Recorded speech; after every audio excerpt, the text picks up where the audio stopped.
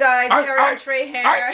And he's barking because we got dogs on the team. We got dogs! AKA Marcus Morris. Mook, get back over here. Dogs! Oh my God, what are you doing? Dogs! Okay, sit down. Damn. Sometimes you gotta put your motherly control. I was about to say, sometimes you gotta train your dogs. Okay, sometimes you gotta train your dog. Take note.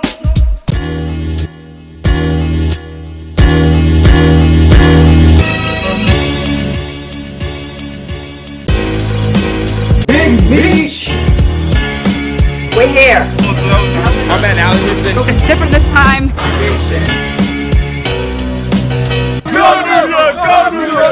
Second half. And this one sides. Oh man! Oh. So an exciting first game. I know. Preseason. It got a little close there. Preseason, I know. So Morris, the dog, got ejected. Yo, that was wild. Is he basically ejected? Pop him on the head. So The first Knicks preseason game. Win.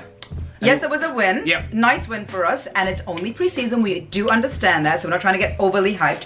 But we saw some nice work from these guys. We saw some things. Who Who are you most impressed with tonight? Out of everyone, I have to say, obviously Marcus Morris is going to get a lot of praise. His first half was great. He set the tone. The team responds to him.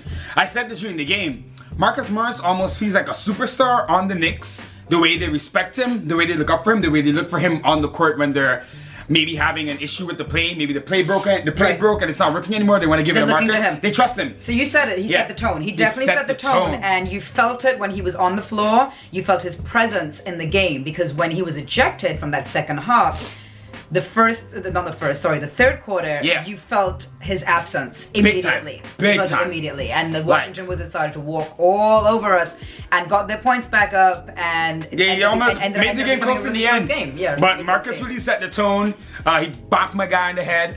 I'll say this, I love the attitude and I love what he's doing. I love that he's starting with this. I'm like, let's get it out of the system now. Marcus is smart enough that I don't think he's gonna be in the season doing stuff like this in important games, but I love the attitude. I think it's really, I think for him it's more the mindset of, this is who we are now, get to know us. We ain't taking no shit. And you know, if that was back in the season, I wouldn't have done that. Yeah, because I you know, my team needs me, you know, I gotta be smarter, I set a better example, but you know, like I said in the beginning, we're not taking no shit. So, it is what it is. And that's what he said in the postgame. And talking about smart players, Taj Gibson, another veteran on the team who, even though he may not be putting up crazy points, his presence on the court. And you could see how the team sort of feels, I don't want to say relaxed, but they definitely feel a confidence with him there on the court. I'll say, if you want to talk about a big difference from last year to this year, is that I feel like there's guys on this team that we can trust. And the players all trust these certain guys on the team. That weird mix of these vets and rookies, man, I'm seeing how this combination can work. Can definitely work, yeah. Let's get into a couple of the guys. Let's talk about RJ Barrett, because RJ Barrett did not start off the first half that well. And I have been saying for a while that I know that RJ is, even though he's a bona fide superstar, he has that in his blood. He's been a #1 player in high school, in college, and I knew that his transition into the NBA was going to be a little bit more difficult, and he wasn't just going to shine. Right? And we saw it in Summer League, right? Which is fine, because to me it's actually better that you actually start off that way and build yourself slowly up to there. However, there I was running my mouth during the first half of the game. Second half of the game, he shut me up because he started to score and started to show that he is that player. Yeah, the thing with RJ is when he missed like 4 open jumpers, I think, in the first half. When he's spotting up, he's not effective. Not yet. I think we'll get there later in his career. But you saw him in Summer League, the same issue, right? But as time went on, started getting to the rim, and you can see, man, we knew his body filled out, but a lot of these guys at NBA level are still gonna have a hard time stopping him. He got a couple and one strong to the rim, and then when the team started playing through him, you found that rhythm. That RJ and Frank lineup looked really good, and there were a lot of like really nice little things I saw today that really feel like it's gonna carry over. Speaking of, you just mentioned Frank. And Frank carried over from FIBA. We saw a more confident player. We saw a stronger player, sort of realizing his physicality and realizing that he can use his body to push people around. And we got a little tidbit from Steve, because we spoke to Steve Mills at the beginning of the game. And he also made that same comment, basically that Frank Is finally healthy. Is healthy, and you know that he went through what he went through last year, and that he is more confident. He is a stronger player, and he has the skills. Right, and the thing is, Steve, that said that really kind of blew us. Well, not blew us away, but really made us think. Okay, he's some of the inside information here. Right, is that he needs a good team to play. Well, two things. One, he knew, like Steve knows. He said Frank is a guy who's going to play well on a good team. Right. I didn't want to say, well, that's why he's been bad because the teams have been bad. Steve, but no, we said that. And then one thing he said as well, which I really found interesting, was Frank is really enjoying the vets. Yes. So I've always felt like Frank was Benjamin Button, this weird guy who's not really quite a kid because he seems so mature. And you watch him at France on a very veteran team, Evan Fournier, Rudy Gobert, these Nicolas Batum. And he seemed very comfortable with those Very guys. Comfortable. And even on the bench, he was sitting between Todd Gibson and Bobby Portis.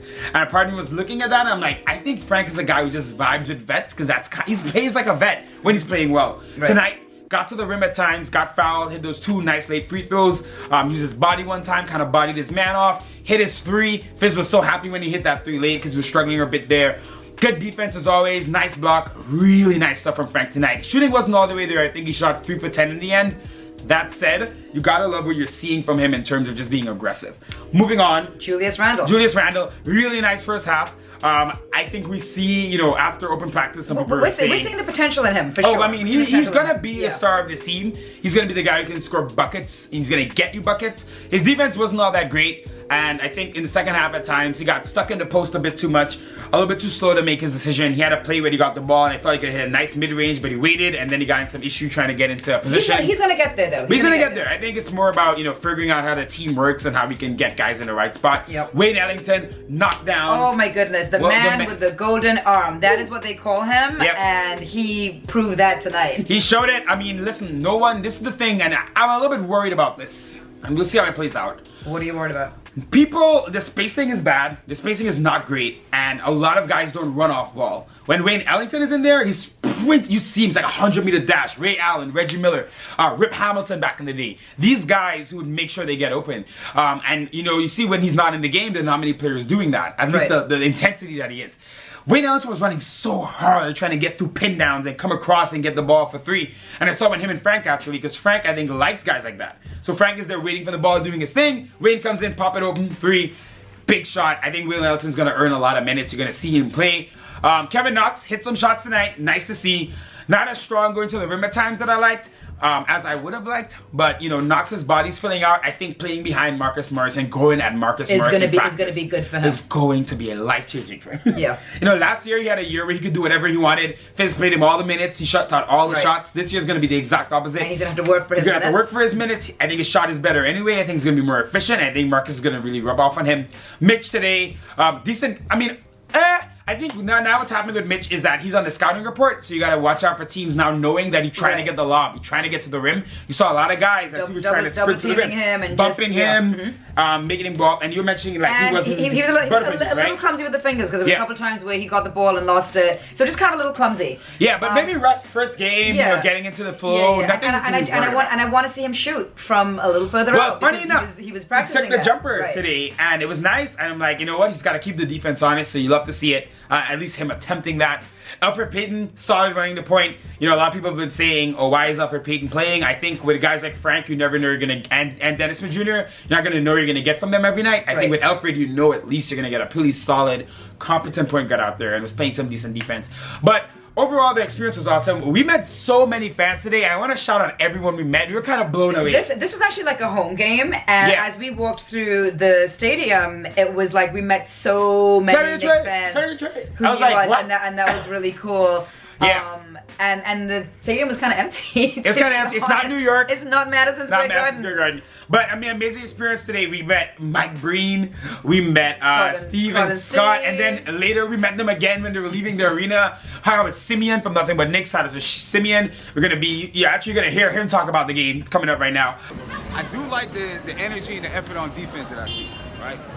In the first half, I think I seen the Wizards, they were trying to penetrate. They couldn't penetrate. They were moving, swinging the ball, but they couldn't penetrate. They had to settle for an open 3. So I really like what I seen on defense. I like some of the things that I seen on offense. But I do know you can't get everything in just a week of training camp. Right. Yeah. Right. So there's a lot of stuff yet to go, a lot of growing. I seen him do some things with Wayne Ellington. I seen him try to use Julius Randle in the as a point forward. I saw him bring up the ball a couple times. That was pretty good. I love what I see from Frank Ntilikina. I love the confidence.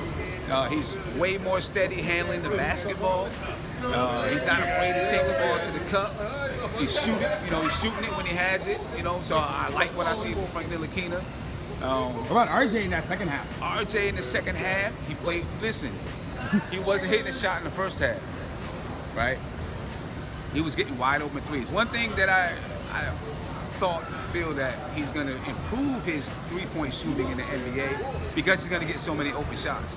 In the first half, he had, 3 or 4 open shots, open threes. He missed them, but he came back in the second half, made 2 in a row, and then he got some confidence, went to the basket, went to the line. He missed early in the game from the line, but when it counted, he knocked down both of them. I was worried. I saw the last film, man. Yeah. Maybe 1 or 2 here, but he knocked it down. Exactly. So I was impressed that he knocked, that he was able to he's just solid. He's not afraid to make mistakes. Yeah. And if he does make mistakes, he'll come back and he'll get it. So I was impressed with RJ Barrett. One thing that I saw in the first half, there was a couple times when I think the ball stopped and there was a lack of ball movement. I wanted to see some more ball movement. Julius Randle, I thought, got in trouble a couple times in the post. And he's got to get used to it because they're going to double and triple team him in the post. He's got to get the ball out a little bit quicker because guys are going to be wide open. And you got Knox, hopefully RJ Barrett, Frank, Wayne Ellington, Alonzo Trier, these guys can knock it down. Marcus Morris, they can knock it down from around the perimeter. You know what I'm saying? Tom Gibson tonight. Dial it in from deep. Exactly. So he's got to be ready to get the ball, recognize that the double and triple team is coming, and get it out of his hands quick. That way the ball can swing around the perimeter. You know what I'm saying? But overall, I like what I seen tonight. First game, right? First game. You can't ask any more than that. They had, what did they have? Maybe a 20? I didn't even realize the lead went that quickly. Yeah, because exactly. Todd was knocking down threes. I'm like, okay, we're good. And I look up and it was an 8-point game. But they can run in transition too. Last year, I used to be so upset because last year they'd have a chance to do something in transition, and like they wouldn't run lanes and it would just look terrible. Yeah. They know how to run in transition this year. So, I'm excited. I'm really excited for, what could happen because even in the first half, you've seen a lot of like bully ball play. Rough. Marcus Morris is just he's just a dog. Hey, talk about Marcus for a second. I mean, I don't think Knicks fans loved it. You saw we all standing up at the Garden. You got the standing ovation for that. Yeah. Listen, he is just a dog. That's just it. He got ejected from the game, right? But I don't care. I'll take it. You know what I'm saying? Because it was noticeable to me. Once he left out the game in the beginning of the third quarter, the energy level went down, and then that's when the Wizards went on a run because there's just a certain shit that he brings to the team, and it resonates with everybody else. You know what I'm saying? So really awesome experience. Knicks basketball is back. We were so excited we had to drive down to DC. You know how we do. Couldn't help it. But we're gonna be in the Garden Friday night for the home opener of preseason.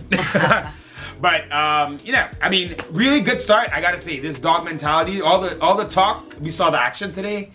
Let's see it continue. It's only game 1, so let's see it continue. But they play the Wizards again on Friday. So let's see how they play. Let's see how the Marcus Morris. I think it was Justin and we did win tonight's game. In case we didn't mention that, it was 104 to 99. All right. Peace out, guys. Terry and Trey. See you guys soon. As always, thanks again for watching our video. Do not forget to subscribe and turn on your notifications. That way you'll know every time that we post a new video.